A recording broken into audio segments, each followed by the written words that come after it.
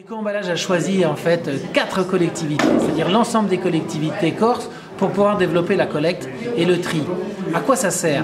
Tout simplement, si jamais on trie davantage, ça permet d'une part de diminuer les déchets et ça permet aussi de diminuer la fiscalité. Si on trie, il y a plus d'argent pour la Corse pour pouvoir faire en sorte qu'on puisse recycler l'ensemble de ces déchets.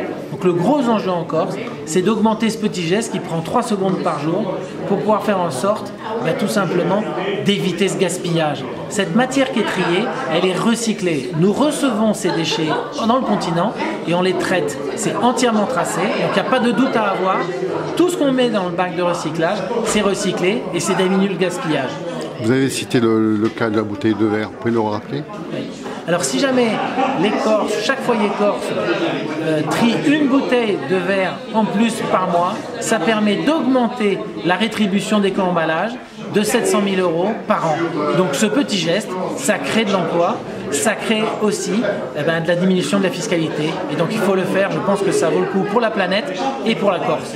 Aujourd'hui on est à la croisée des chemins, on ne peut plus attendre. Soit on trie, soit on fera de la Corse une poubelle. Et on a un devoir de solidarité avec les générations qui viennent demain. Ça veut dire prendre toutes nos responsabilités de manière à ne pas consommer nos richesses naturelles.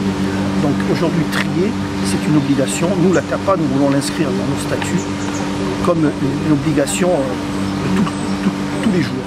Concrètement, dans les semaines à venir, nous allons mettre 90 points nouveaux qui représentent 270 bacs de tri sélectif sur la CAPA. C'est un effort sans précédent qui n'a jamais été soutenu par le passé parce qu'il y a une volonté forte.